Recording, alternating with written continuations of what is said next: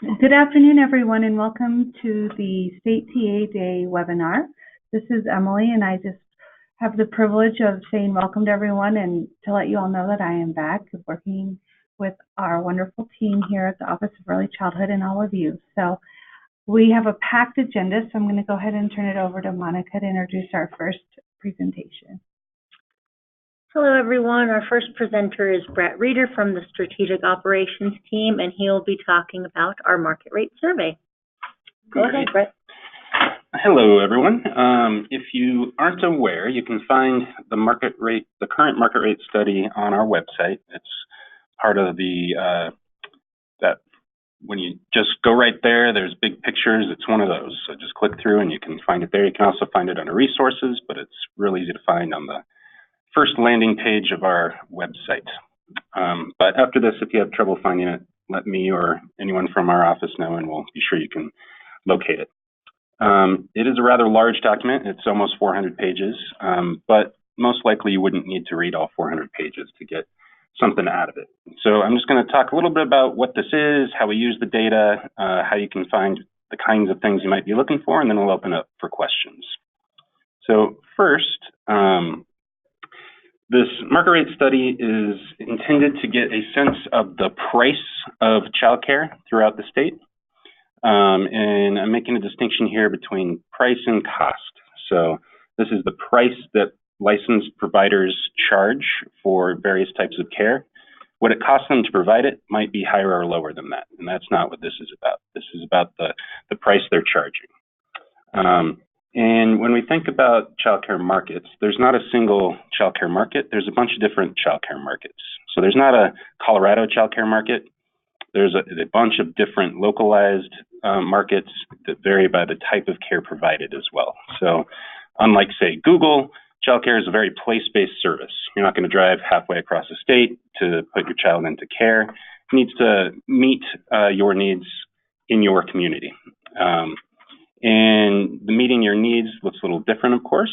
So when we're thinking about childcare markets, we're looking at location, in particular county, because that's the way we run a lot of these programs, but we do look at it beyond that. And then type of care, so home, center, that kind of thing, age of care, and ultimately through the percentile quality, because we have a tiered system in CCAP that's related to our quality rating improvement system, such that higher rated facilities get paid more. So the market rate study is it's the data that we base the state set rates on, and it's also used for a variety of other policy type things where we're trying to get a sense of what is the price of childcare. So after House Bill 181335, this is something we're going to be doing every year. It had previously been done every 3 years, but now, because rates are such a big part of what CCAP's doing, it's something we're looking at every year. And for this iteration, we took what's called a census approach. So you folks probably have heard of the U.S. Census. Difference between that and a sampling approach is a census is an attempt to get everyone. So there are two phases to our data collection. The first was a census, where every licensed provider, we went out and tried to get rates from them. And then after that, we put more time into trying to get data from those areas that didn't have enough representation. But end of the day, you end up with gaps in your data. And sometimes these gaps are because of the collection, that there's enough out there, but we weren't able to get to all of them, or folks chose not to respond. And sometimes it's because the market itself has a gap.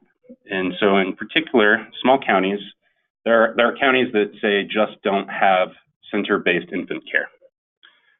But we still need to generate a market rate for that county because they might tomorrow. And so we need to know, well, what should that rate be in CCAP, and what might that look like with a variety of other policies you've got. So ultimately, no matter how we collect data, there's always gaps. And then one of the tricks is filling those gaps. The way the gaps were filled this time was through what we called the travel time methodology, where we were pulling in the next closest facility of that type and kept doing that until we got to our sample of 5 for each market. And we validated that through looking at commute times within various communities. And generally, it looks pretty good. There's a few where it's a little bit of a long commute, but that's actually their experience as well for that childcare market, is they would need to travel relatively far in order to get that type of care. So a couple of things to note. These rates are not the state set rates. They're the data that inform the state set rates. And, so the state set rates are a second step. And in this case, what I'm talking about is the CCAP state set rates. So these data inform that, but there's particular rates that sometimes aren't quite what we would want to see because the distribution might be way off. And by distribution, I'm talking about when you're looking at, say, the 5 providers, if one is way, way off, one's super high or super low, we might be a little bit curious about that. And so take another look at it. We're also interested in instances where the current rates paid in chats are higher than what the market rate survey would suggest. So in the past, counties were able to opt out of state recommended rates and generally to pay higher than the state recommended rates. And there's a variety of reasons counties may have wanted to do that. But now, because of 1335 and the way the allocation now works, as well as the funding model, that rate is really important. And so we're also looking at those instances, and generally, what you'll see in July of next year is that for most providers, the rates will go up. There's been an inflation in the price, and the state set rates informed by this survey will reflect that.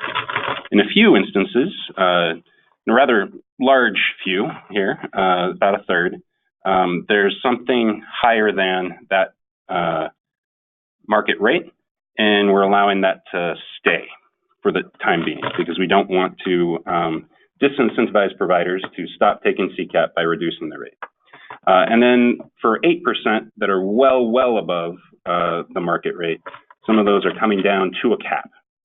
So not all the way down to the market rate, but to a cap. So that's how they're going to be used related to CCAP. They're also used just in terms of thinking about childcare supply, and equity, and all of these different policies that we look at. An important factor is the price of childcare. So that's kind of high level. As you look through the report, you can see all the different data points as well as how we got to them. And if you're looking for specific rates, that's largely going to be in the appendix. A few things to note about that. There are rates that are associated with just the collected data, and that's what you see in the larger sized markets. But in those smaller markets where there simply aren't enough providers to create a market distribution, that's where that travel time comes in. And so you can look at the rates generated through that methodology there as well. So that's super high level overview, but I could open it up for questions, see what people are curious about, either how it's going to be used or where they can find things or how things were done. What do you guys got? If you have any questions, go ahead and type them in the question box, please. Brett, will the market rate survey, since it's going to move to annual, come out about the same time each year, or are you guys hoping to? Yeah, probably roughly the same time. So one of the things to note is that 1335 really changed a few things. One of the things it did, which is useful for us as a state, and it is shift when the funding model is considered. So funding for CCAP is a combination of federal dollars and state and local dollars. Historically, the way the program was defined was reactive to how much money was there. So entry eligibility at various counties would vary, rates would vary, and to a large extent, the way the program was defined would depend on how much money was available. So that's flipped now, and that's why the timing of this is important. Is in January, we're going to be presenting to the JBC an RFI, or a request for information, that demonstrates what we think it'll cost to implement things like these increase in rates. JBC may or may not fund that. If they do, then that's great. That gets reflected in the money that folks get. If not, then we all know that while there's an increase in the cost of the program, the states decided not to fund that. So all that is to say, around this time, maybe a little bit earlier, but not much later, you would see rates next year, because we have to do that RFI every year as well. So the funding's considered, and then depending on how that funding shakes out, that is then cut up amongst the counties in the allocation. Great. We have a question. Where can this report/data be found? Again, it's on the website. So if you just go to the Office of Early Childhood, right on the front landing page, there's one of the big pictures you see is market rate survey. It's right there. If you have trouble, though, let us know, and we'll give you the URL, and you can click right into it. Do we have any more questions?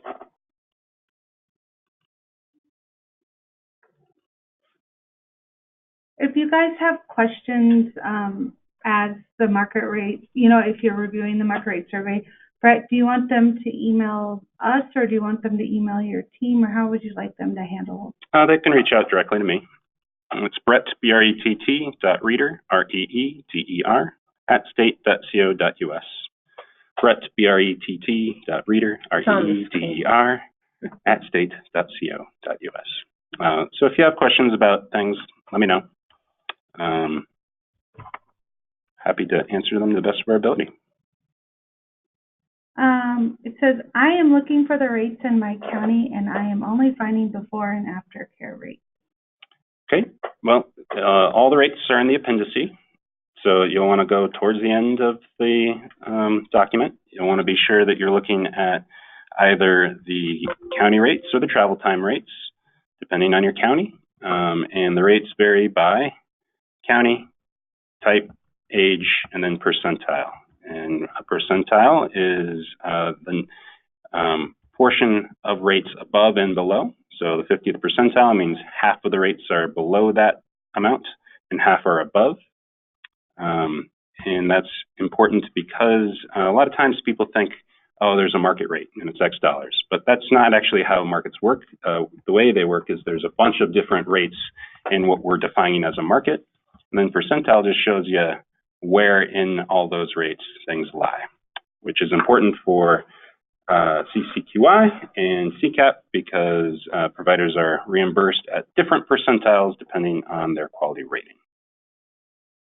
Thank you, Brett. Mm-hmm. Are there other questions?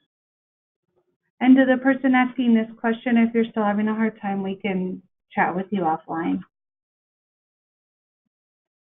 All Okay. right. Well, thanks, everyone. Reach out if you have other questions. Thank you, Brett. Thank you. All right, moving right along, we have Lisa Matter from our Expanding Quality in Infant Toddler Care Initiative. When did you get my slide? I do have your slides. Thanks, Brett.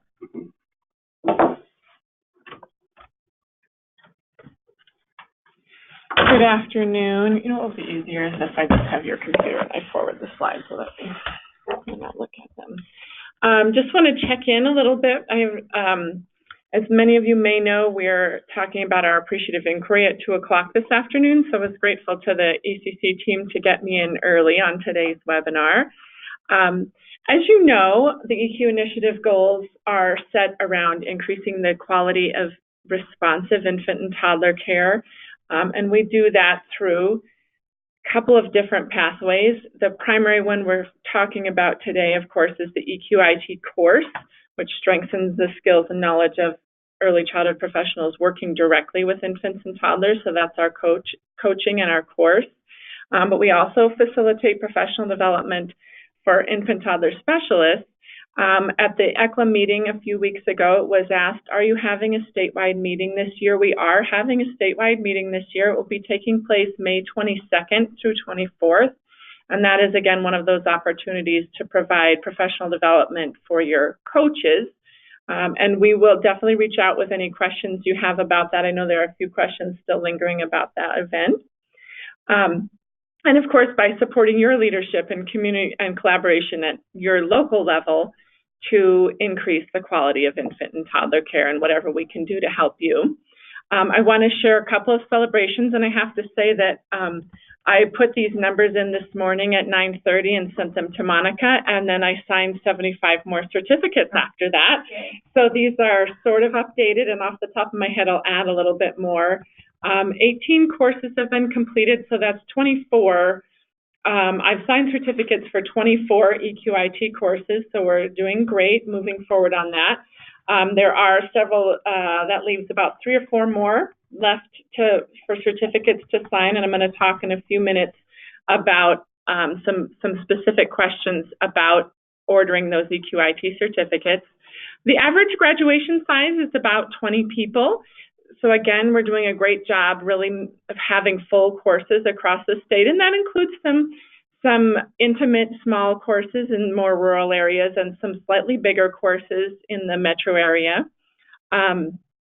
As of this morning, 367 people had completed EQIT. I believe I'm up to 428 now, but the number in Spanish remains the same. And we're somewhere above 3,200 children served, infants and toddlers served in these settings, and I believe the number is still correct. 51 teachers, might be closer to 60, are also working to earn additional credit. And just as a reminder, we have never and will never expect EC 111 credit to be offered just for completing EQIT. EQIT is that sort of seat time part of that 111 course, and we would expect that anyone who was earning that credit would do additional reading, writing, and other reflective work that would be graded, and that's how that credit piece would be earned. And in that credit number, there are some people who are earning prior learning assessment credit and some who are earning 111 credit with a grade. I've had a couple of questions about the invoice and about getting the certificates. Both of these processes use the same spreadsheet. It was my hope that this would make it easier for everybody. You just have one spreadsheet where all of your demographic data for your EQIT participants is collected, including their coaching. So when you invoice, send me that spreadsheet if there has been any coaching conducted. If you haven't conducted any coaching, you're not invoicing for coaching for EQ for that month, then you don't need to send that same spreadsheet in. If you have conducted coaching in that month for current participants or past EQIT participants, send the updated spreadsheet to me. So I had a great question this morning about what if somebody took EQIT in the spring of 2018 and we're providing them coaching now in October of 2018? Short answer, yes, please do provide people coaching. We know it helps people stay in the field, and they might be realizing that now that their program is going through a rating, they're ready for that coaching. Lots of reasons people could be wanting that coaching now. Add their name and their demographic data to the bottom of the first tab of your spreadsheet, so where it says Course 1, and highlight it in a color. Highlight the whole row in bright yellow, and at the very far right side, right in there, this person completed EQIT March 2018 or whatever the date was. So that way we know not to give that person another certificate, but also can see where those hours are being tracked. So likewise, you're going to update that spreadsheet. It's meant to sort of be a living spreadsheet, but when you know you have all the participants who are going to complete your EQIT course, you're going to upload it to the JotForm link that's here. If you didn't receive that at some other time, please reach out and I'll send it out to you. This is, again, helping us make sure that we don't miss any of those certificate requests because they're all coming into one place and giving us reminders that this certificate came in, which, Angie, if you're on the phone, yours came in while I was in the middle of printing it today, and I printed your certificates. So great job getting those in, everybody.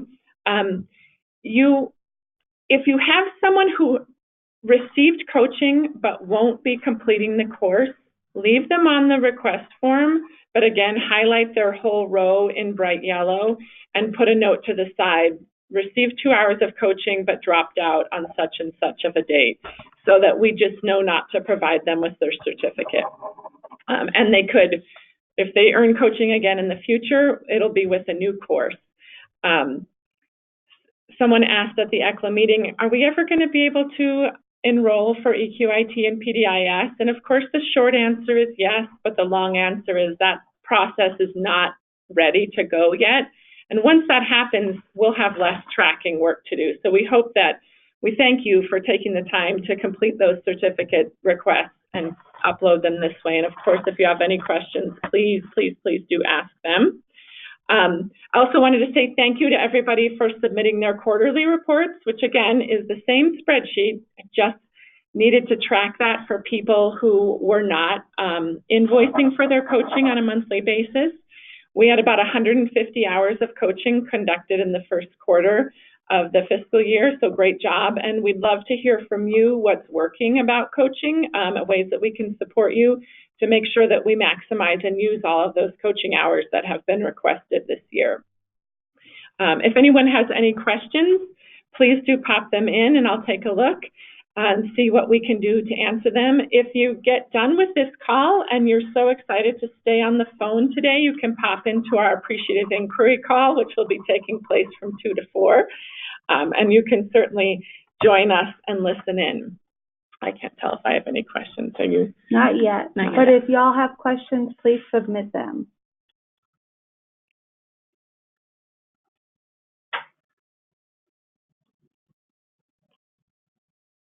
I'll wait a few more seconds.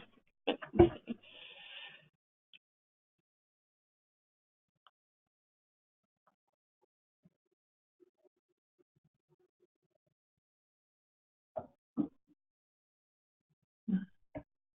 Okay. If you do have questions, I think everyone has Lisa Matter's contact information, and I'll share it at the end of the webinar. Thanks, Lisa. Thank you, everybody. Keep up the good work. Have a good holiday. Okay, we're moving right along. Next, from the Early Childhood Leadership Commission, we have Christina Heil. Hi there. Thanks, everyone. Thanks for giving me some time to chat with you today. I just wanted to take a few minutes and talk with people and just sort of give an overview around the different early childhood workforce efforts that are happening. I think everyone's aware that there's a ton of excitement and a ton of momentum in this arena right now. But when there's a lot of excitement, it can easily sort of spin around and there's a lot of different tables and a lot of different things happening. So I just wanted to have a few minutes and sort of talk through from the ECLC perspective what we're doing, what sort of tables that we have, and how we're connecting with some of the other efforts. And then certainly happy to take any other questions on other things that are happening or connections or things you're aware of that would be helpful for me to take back and make sure that we're plugging into. So first, when the Early Childhood Leadership Commission developed or identified some areas of opportunity. So these were priority areas we wanted to share with our new governor. Supporting and elevating the early childhood workforce was one of those 3 priorities. I've shared this with folks in the past. And so with this work, and then certainly looking back at our strategic plans over the past few years, workforce has really been at the center of a lot of our priorities and a lot of our work. We are with this priority area, looking around and trying to connect with local efforts, things that are happening, initiatives happening with colleges, the innovation grants that I know went out through early milestones, and then some statewide efforts that are happening as well. Our goal is to make one of our subcommittees, it's called the Early Childhood Professional Development Advisory, or the ECPD Advisory. And our goal is to really make those ECPD advisory meetings a place where all these efforts, folks representing can come and share things that are happening, ask for advice, talk through challenges or opportunities that we have, and really get a chance to connect. So those meetings occur every other month. The co-chairs of those meetings are Heather Craiglow with Head Start, Jennifer O'Brien over at CDE, and then Pamela Harris and Rebecca Cantor. And I know some of you have been involved in the ECPD advisory meetings in the past. When we developed the Early Childhood Workforce 2020 plan and the Commission endorsed that, we reseated that ECPD advisory group. So that group's been meeting for about a year now, I think, to really advance that plan and try and draw in and understand from all the different efforts that are going on, just so we're coordinated and aware of what's happening across the state. Now, I will say with that, with the ECPD advisory, we had originally tried to create 6 different working groups from that, if you will, each aligned around one of the goals, one of the 6 goals in the Early Childhood Workforce 2020 plan. If you're rolling your eyes right now, you're correct, because 6 is a lot to try and keep going and, you know, sort of work on all the different pieces at the same time proved to be really challenging. So recently we've scaled that back, and we have 2 main focuses for now.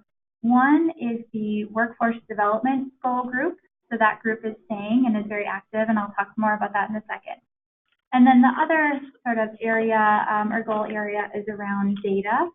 And that group, folks that were interested in the data around the workforce and that continuous quality improvement goal, those folks are really coordinating with the ECLC's data subcommittee. Our data subcommittee was also trying to do some work in this area, and we realized, let's not make people sit at different tables, and, you know, let's really bring folks who are interested in that data work together. So again, out of the ECPD advisory, there's really 2 focus areas. One is the Workforce Development Goal Group, and then one is data and connecting with our data subcommittee for the ECLC. So on a little bit different track, I think it was last summer, we got to connect with the Colorado Workforce Development Council. So that's the acronym CWDC. And the CWDC looks across the state and every year chooses 2 industries of focus. So 2 industries that they, across the state, believe are ripe for interest or alignment or clarification, or areas where we need to bring more people into the state to do those type of jobs. So they've done cybersecurity and manufacturing and IT work, and so healthcare was one. So big industries like that. So over the summer, we were able to connect from the early childhood perspective with K-12 partners and higher education partners to say, you should choose education as a shared industry. When we think about our education workforce, we know there's teacher shortages in our K-12 system, there's challenges with our higher ed and making sure people are prepared and there's enough people entering our higher ed systems and then able to get the degrees that they want. And then certainly in early childhood, we know that there's a lack of workforce. We don't have enough educators across our state. So we lobbied for the Colorado Workforce Development Council, and they ended up choosing only education as their one industry for the year. So we're really excited about that. What that means is that the CWDC, so the Colorado Workforce Development Council, they are working to create a statewide sector partnership, meaning people across the education sector, the education industry, so early childhood, K-12, and higher ed, and industries that support education, all come together and really work to think of education as one industry across our state and sort of pool our thinking and go to our policymakers, go to our legislators, communicate in a way that shows that we are an industry. And I think we don't always think of ourselves as an industry. It was really interesting. Some research they did was to find out that education, so that spectrum of education, is actually the 4th largest employer in the state when we think of industries. And truly it's the backbone for which all other industries grow from. So there's just a lot of excitement from the Colorado Workforce Development Council to partner with us and think about how we really strengthen all of our needs as an industry.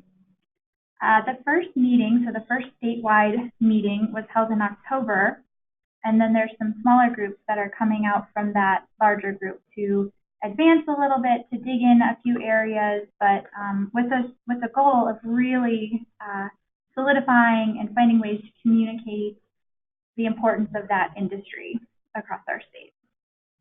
So backing up to the ECLC work, we're really trying to make sure we're connecting with the Colorado Workforce Development Council. They sort of said, where do you have early childhood folks meeting? What kind of structures can we jump into and use the expertise of folks that are already joining? And so our goal, again, is to really use that ECPD advisory as a place where the Colorado Workforce Development Council can come, can vet ideas, can work on products that they're working on, and share with us what they're doing and what they're learning about the entire education industry. So some of you might have participated in some of the either the workforce development goal groups. One of that goal group is actually led by two folks who are from the Colorado Department of Labor and Employment, so really helping us think about workforce development and as an industry and connect back with the CWDC work. They had some smaller short-term groups that are working on some products, and so one example of that, they're actually trying to map out for us on a piece of paper all the qualifications and requirements that it takes to be an early childhood educator in our different settings. So whether that's Head Start or whether that's working with infants, what are the different qualifications that you need, and what does that pathway or potential pathway look like? So if someone says, I'm interested in joining this profession, what do I need to do to get there? They'll have a visual or a map. So those types of products are happening in some small groups, and then all feeding back up in through our workforce goal group, and then back up to that full ECPD advisory group. So there's a ton of acronyms, and there's a lot happening, but I just wanted to, take a minute and hopefully try and articulate the different state efforts and share that we are trying to connect, but also wanted to put out the invitation to, if you're interested in joining or listening in on any of those efforts happening, whether that's our ECPD advisory meetings, whether that's the statewide sector partnership, feel free to let me know, and I'm happy to get you connected and plugged in and get your email on the right list. The last note I'll make from that statewide sector partnership idea, so the Colorado Workforce Development Council, again, really bringing folks on a statewide level together. They are doing a training on Wednesday where they're going to teach folks how to do this sector partnership model on a more regional and local level. So I know the invite went out to the councils for a couple weeks, I think, about the training, and I think you actually moved this call so that folks could participate on Wednesday if they wanted to in this training. So that Wednesday, it's 11 to 2 in Colorado Springs, and the goal of that is to really help folks understand what the heck a sector partnership means, and if they're interested, how to bring folks together and sort of implement that model on a local and a regional level. So I am happy to take questions and answer what I can, and also just put that call out again too. If I can connect folks with any of the things happening, please let me know. We definitely welcome all voices to the table. Any questions coming through? Thanks, Christina. We'll give them a minute to type them in.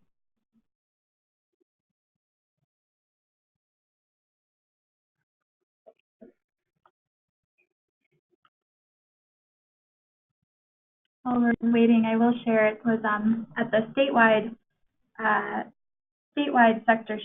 sector partnership meeting. So that first meeting, I think it was really powerful. So we had the executive director for the Department of Higher Education, the commissioner, that's Dan Baer, the commissioner of education, Katie Anthus, and then Marianne Snyder, so the office director for early childhood, all sitting together and really setting the tone that they all are so strongly in support of us coming together, and we have a lot of the same challenges and the same needs, and how powerful all of our voices can be together when we really think about education as the backbone for our state, for our kids, for our for our adults, for our workforce, and for our economy. So it's a really powerful, exciting initiative, and we'll see where it leads. Their work will continue back in through summer, and I'm happy to keep folks up to date as we move forward with that. So that'd be helpful.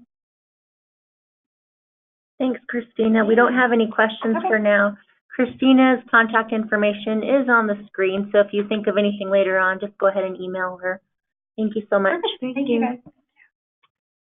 Next, from Early Childhood Innovations, we have Julia Brink. She'll be presenting on the apprenticeship and approved coursework for early childhood teachers. Just give me one moment, Julia, and I will make you the presenter.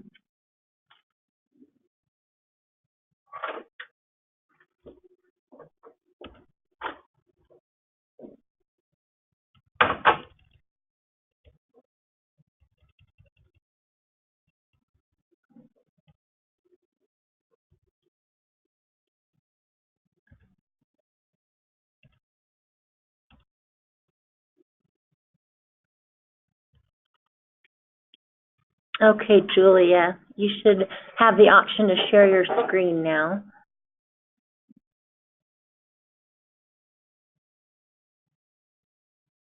We can see your screen.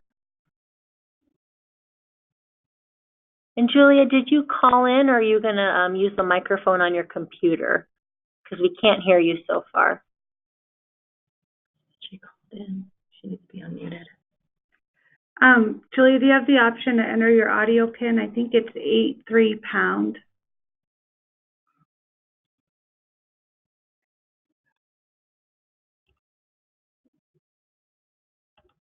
Oh. Okay. Barry, you should be unmuted. Okay, We can hear you. Can you hear me now? Okay, yes. Great. Mm-hmm. Okay, great. Thanks, guys. Okay. So I'm Julia Brink with Child Care Innovations, and I wanted to talk a little bit today about our new approved course of training that we recently had approved through the Office of Early Childhood's Licensing Department and our apprenticeship program, because they go hand in hand. So just to give a quick little background, Child Care Innovations, formerly known as the Family Resource and Child Care Education, had apprenticeship from 2000 to 2012. And it was the same Child Care Development Specialist apprenticeship that we currently have. They had established it when there was some funds available through the state in 2000 that for apprenticeship, and Triad applied for those funds and received them, and they were the only ones that applied. And so I guess that then Pat went back to the state and said, well, we're the only ones that applied. Can we have the rest of the money? As we know, Pat is very motivated. And they said yes if you serve the greater Denver metro area. And so she did, or they did. And over 200 people went through the apprenticeship program getting their director certifications, which is a great motivator for this project now as we're working forwards. So we went back in, started in 2017, and we got our federally registered program in February. We just revisited the standards to align them with the new work that Colorado was doing with Colorado Shines, the PDIS system, making sure that everything aligned with the competencies. And so as we move forward, we also wanted to kind of look at ECT qualifications, because the first thing everyone asked is, how does this align with licensing and things like that?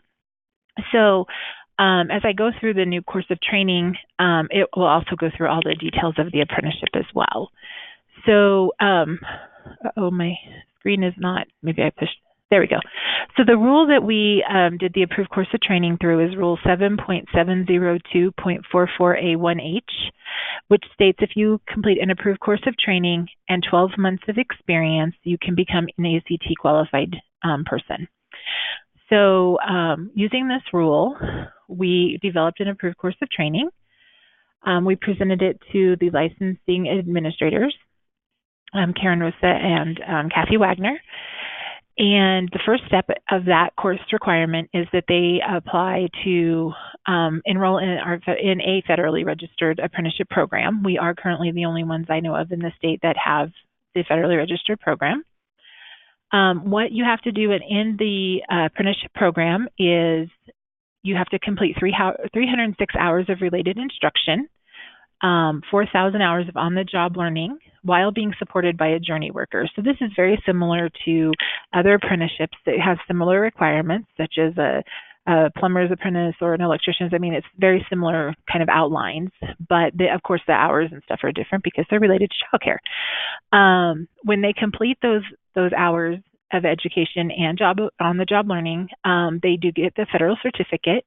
This is designed to be done within 2 years. One of the caveats and exciting part is that as the person is completing this time frame, they're getting a 50-cent raise every 6 months as they're completing set goals. So say a person's brand new, they're just starting out, we help them set a goal for 6 months. They complete those goals in that 6 months, what's on their plan, then they would get that raise. And then they set goals for the next 6 months. And we help them build that. And their journey worker is working with them in their program to ensure that they're meeting those requirements. So it's a really great support system. As we know, as people go through college courses or as they're going through training hours and they receive coaching or mentor support in their programs, they're going to retain that information more, and it makes them stronger in their classrooms. So that's one piece of the approved course of training. That's the very first requirement, is to be in the apprenticeship program. The second step is they have to complete one of these two education options. The PDIS trainings are required, and there are certain ones they have to take. So option A does allow for them to take ECE 101, take some PDIS training. We have an Exploring the Early Learning and Development Guidelines training that has been approved through PDIS at the gold level. And then in pre-licensing for family child care homes, there is 15 hours of training, but 8 hours of that is not just for homes. It's specific to anyone working with child care, such as child growth and development, working with families, culture, diversity, the health, safety, and nutrition pieces. So we took out the parts that were specific to family child care licensing and their business practices, but we want to keep that middle part because it's already written and approved. So we're going to have them take that. And then option B is very similar, except that we have them taking EQIT, and then a course on lesson planning and kind of how to do some training, lesson planning and curriculum with children 3 to 5. But everything else is pretty much the same. So they have to plan one of those two options. Then they have to also meet with an apprenticeship specialist or someone from their counselor or R&R to create their professional development plan for that 6 months. And we also want them to plan farther ahead. So we want them to be planning to be ECT qualified, but we also want them to plan ahead. Like, where do you see yourself, in 2 years or 5 years? We want them looking towards that director qualification so that they can see that they're on their way there within the apprenticeship. The course of training is 6 months long. And during that time, they're going to complete approximately 1,000 hours of on-the-job learning with a mentor teacher that's supporting them. They have to work in a program that's a Colorado Shines level 3 to 5. That's really important because we want to ensure that they're getting what Colorado identifies as quality, working in a quality program, and being supported by a teacher working in a quality program. They also have to have 8 hours of coaching from a credentialed coach. And so that kind of supports them, because if they're working in a program that's a 3 to 5, they might be receiving Colorado Shines Quality Initiative coaching. They might also be receiving, and then any program could be receiving EQIT coaching. So there's some other opportunities there for them to be receiving coaching, or they can, find a coach for themselves through their counsel or their honor. They then also have to have a class assessment at the end of that 6 months. This gives them a baseline as they're going on to continue through the apprenticeship program, to give them a baseline. Plus, we can see what they're learning at that time as well. And then they also have to do check-ins monthly with the apprenticeship staff, which is a really great caveat. That person just checks in, says, how's things going? Are you having any struggles? Things going well with your mentor teacher? really gives them that chance to just have someone to talk to that's not working in that program with them in case there's any challenges. And then they have to complete a 50-question test. This test was also vetted and approved through the licensing administrators, and it's pretty extensive, but it gives them the opportunity as well to make sure they have reviewed and read the licensing rules and regulations for the centers so that they are aware of what's expected of them. We do expect the mentor teachers to be trained, so they have to have at least a credential level 3 or higher. They have to complete the mentor teacher training, obviously working in a Colorado Shines level 3 to 5 program. And our hope is, and our expectation is they've at least been in the field for at least 2 years or more. The early learning program does have to sign the agreement that they agree to the wage increase. They do provide the mentor teacher. So it has to be somebody that works in the program, but they don't have to work in the classroom with the teacher, the apprentice. They do have to work but closely, someone they can check in. So it could be a director, assistant director, but it has to be somebody qualified at that level 3 credential or higher. Once they are done with the course of training, that 6 months, they'll receive a certificate from us, or if they were working with another organization, from that organization, and then they still have to work on those other hours of experience. The cost is we do charge $300 a person for taking the course of training, but it doesn't include all the coursework or the coaching. That's additional. They get their letter by getting the certificate from the course of training and with the verification of the additional 6 months of experience, which they could have done before or they could do after. So maybe somebody's already been working in a program for 6 months and their person puts them through this training, their program puts them through the training, then they would be done. They could just take their certificate, their 6 months, their letter from their center, send that into OEC, and they will send them an ECT letter. The expectation is this person continues the apprenticeship until completion so that they get that federal certification as well. Though we know that they will have completed all of the requirements of the course of training to get their ECT letter, they are making a commitment to continue the full apprenticeship because we know they will do better if they continue to have that support.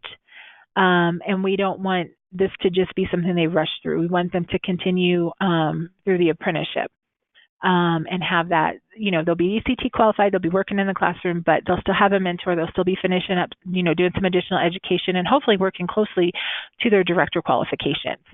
And as we know, continuing that ECE classes, continuing trainings, having a mentor supporting them is going to still build a stronger teacher in the classroom. So that, in a nutshell and very quickly, was what we have put into place. And what we want to share with you guys, because our hope is this is not a waiver, this is a statewide thing that can go statewide. And we want to be able to work collaboratively with other councils and other R&Rs to be able to make this work for everyone. And so that would be that. And so does anyone have questions, I guess would be my next thing. I don't know how all this works.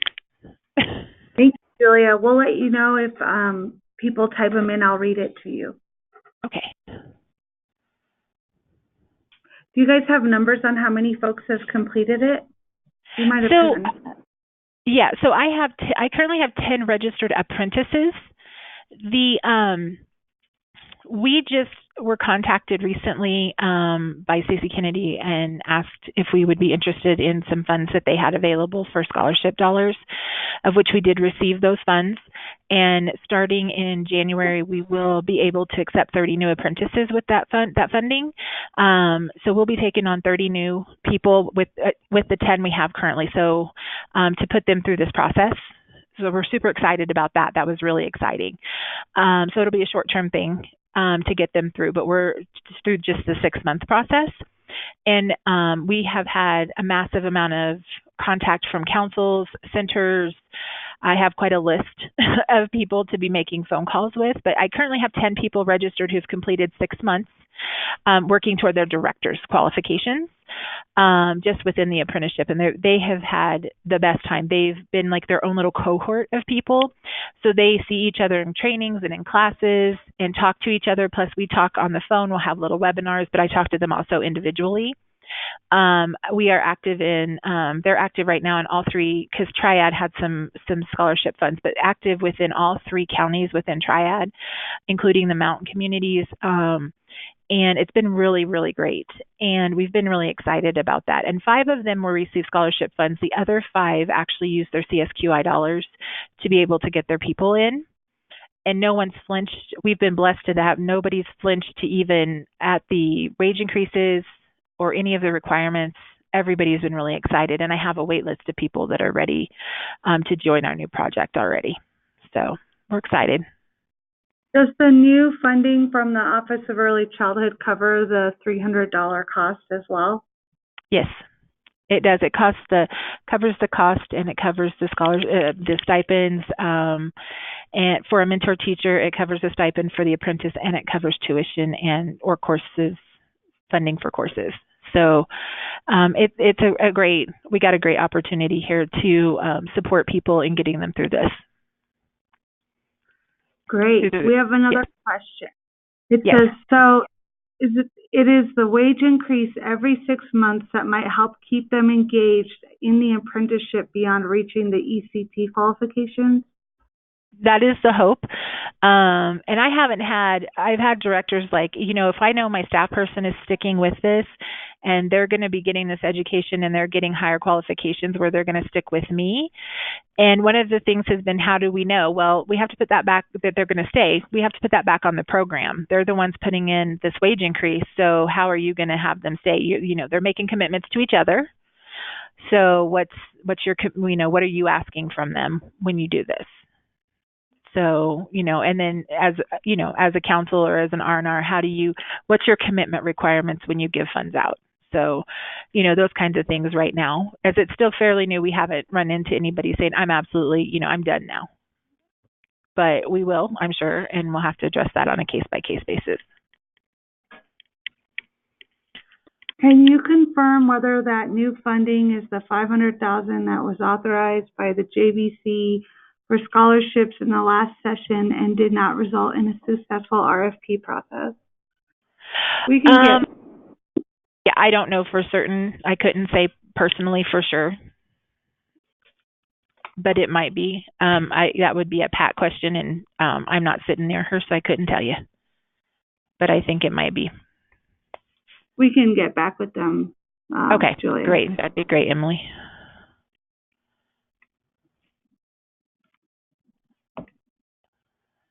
So, are there other questions out there? If anyone has any questions, they're welcome to contact us. Like I said, I know several people have, and I've been in touch with them, and I have several more people to get back to. So if you've emailed me and I haven't, I'm sorry. I'm working on it. But we're glad to talk about how to make this a collaboration and bring it to anyone that needs it, and make sure that everybody has access.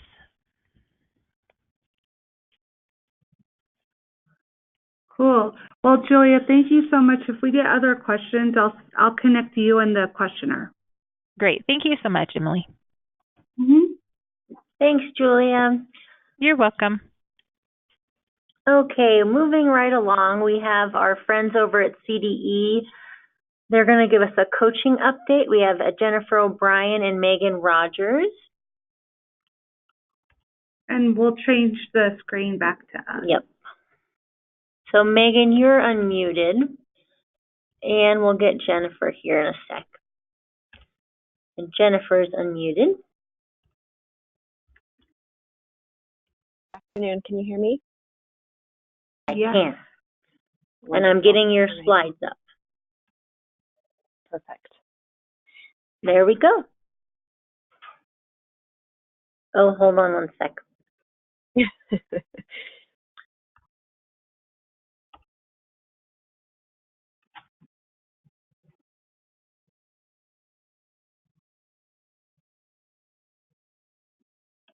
Well, we can hear you if you want to start. I'm finding your slide. Yep. That's okay. It's totally fine. So good afternoon, everyone. This is Megan Pryor-Rogers from the Colorado Department of Education.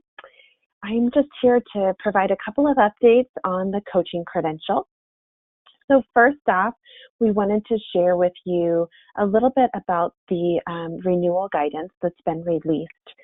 First off, we just want to make sure that everyone is aware that we've released a renewal checklist. If you're currently on our coaching listserv, you would have received this linked via email. But essentially, it's just a checklist of what do I submit when I'm renewing my coaching credential. So it's going to include the application. There is a spot for marking renewal on the application as well as the level. It'll include the letter of verification for reflective supervision and consultation hours.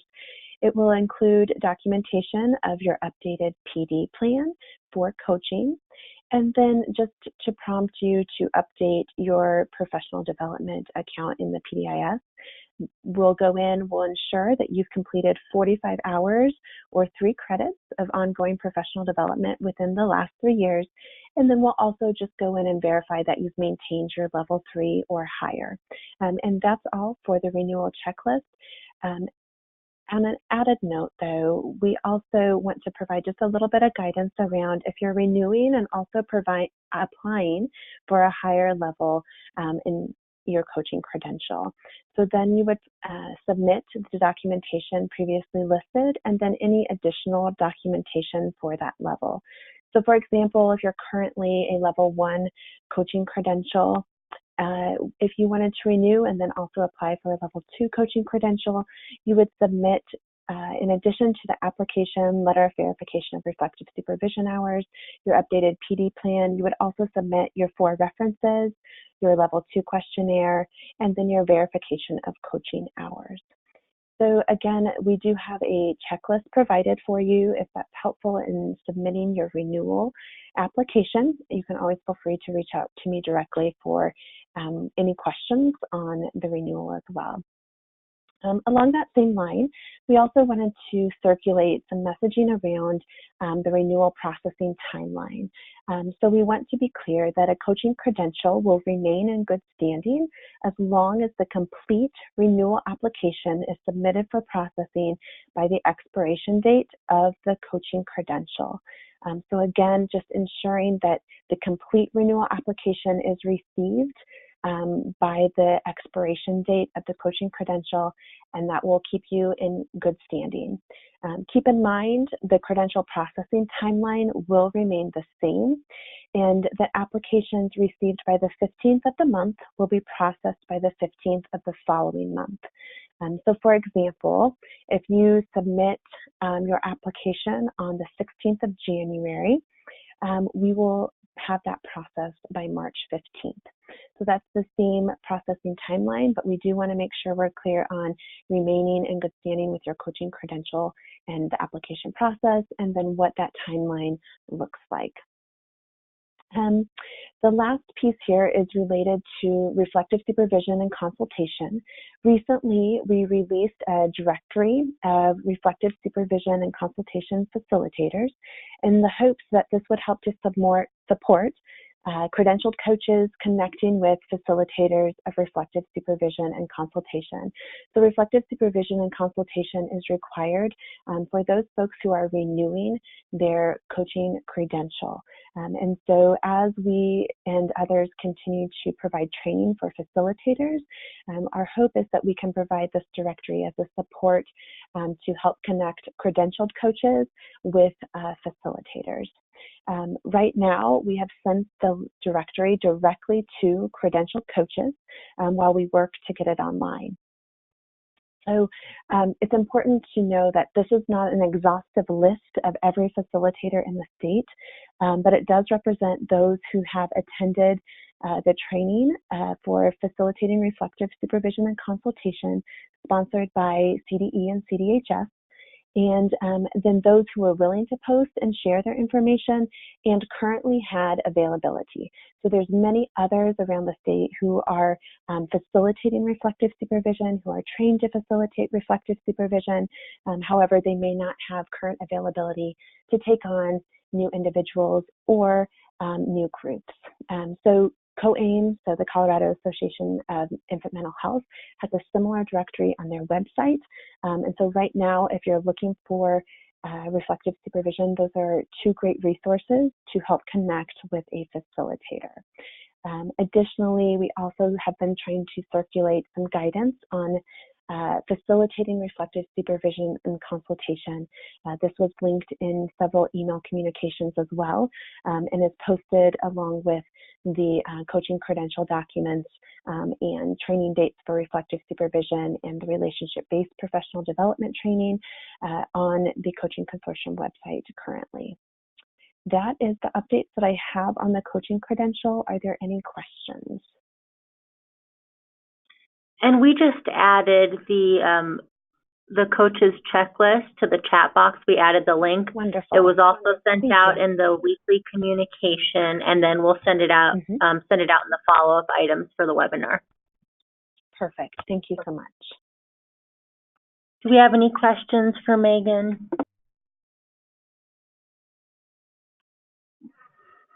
It doesn't look like we have any questions. If you have questions for Megan, her contact information is on the screen, and we'll send it out with the follow-up items from the webinar. Thanks so much, Megan. Great. Thank you.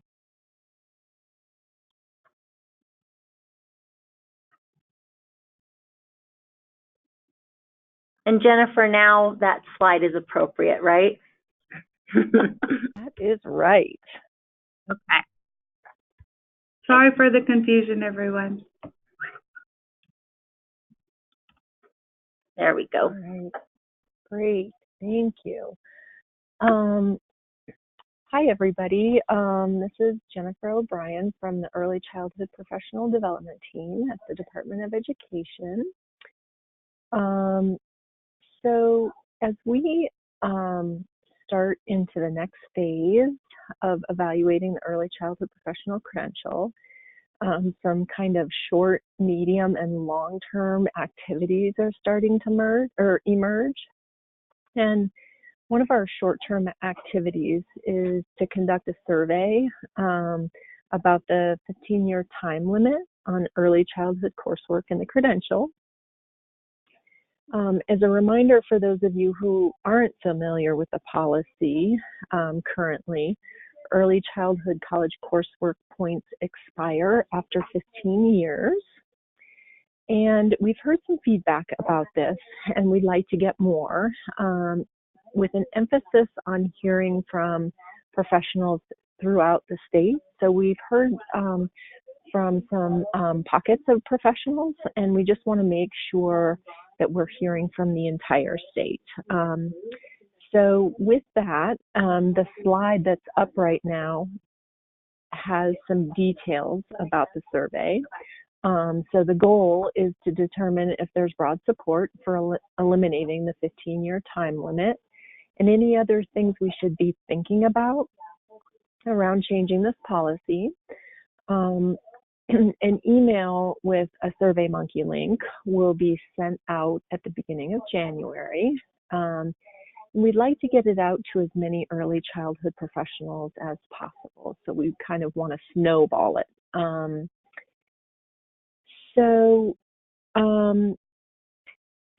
right now it's looking like, we really want it to kind of be laser focused.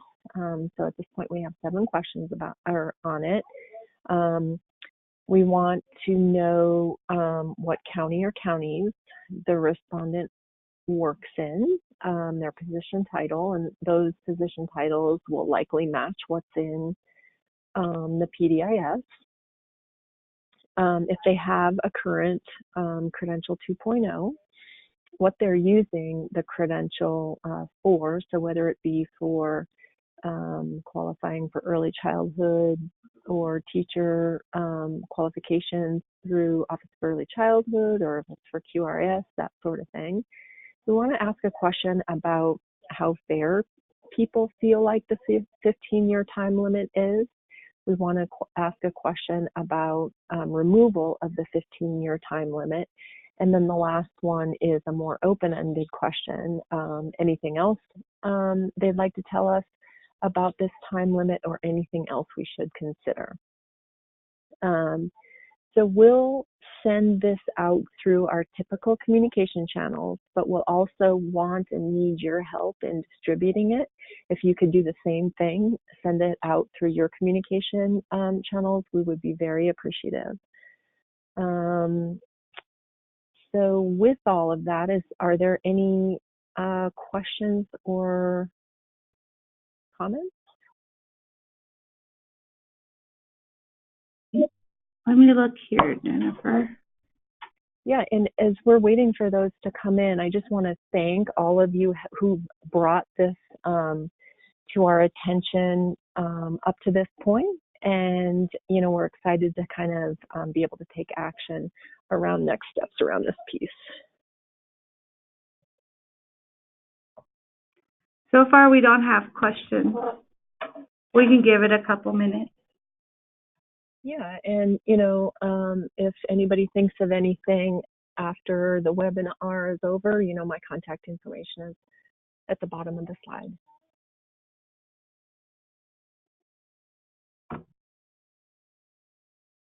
Thanks, Jennifer. We didn't have any questions come through. Okay, thanks, everybody.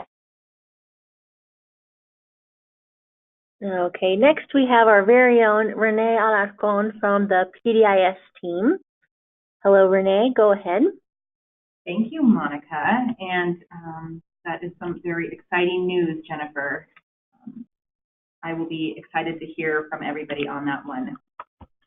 So, hello, everybody.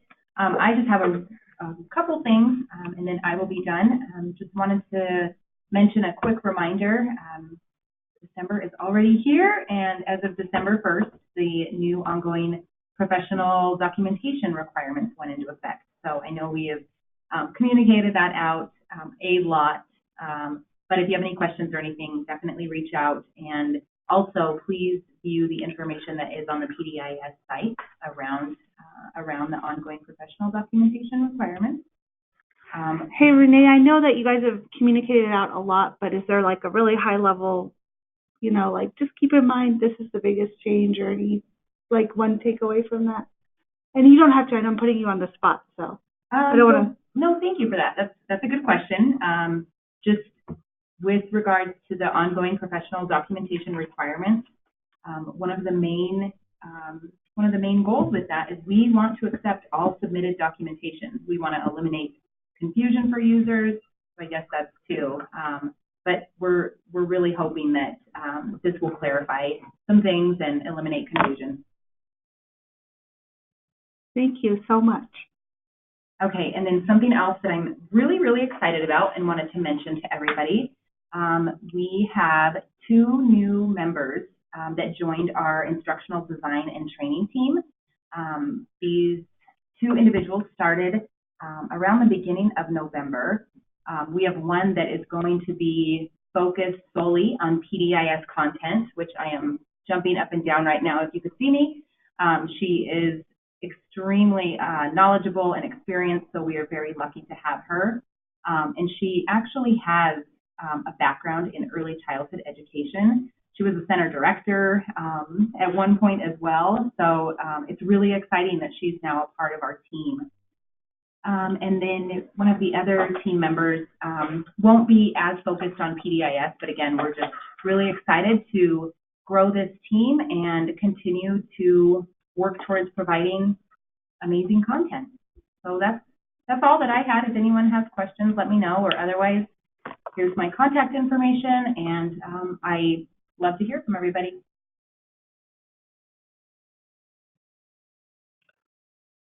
Cool, thanks, Renee. And we received a thank you in the comments, Jennifer, for sending out the survey. So thanks, Renee. Great. Okay, for the sake of time, we'll move right along and talk a little bit about our Colorado Shines QI pot of money, also known as the GAE. So far, programs that have earned their level 2 or higher and have that CCAP fiscal agreement, they've been awarded throughout the state.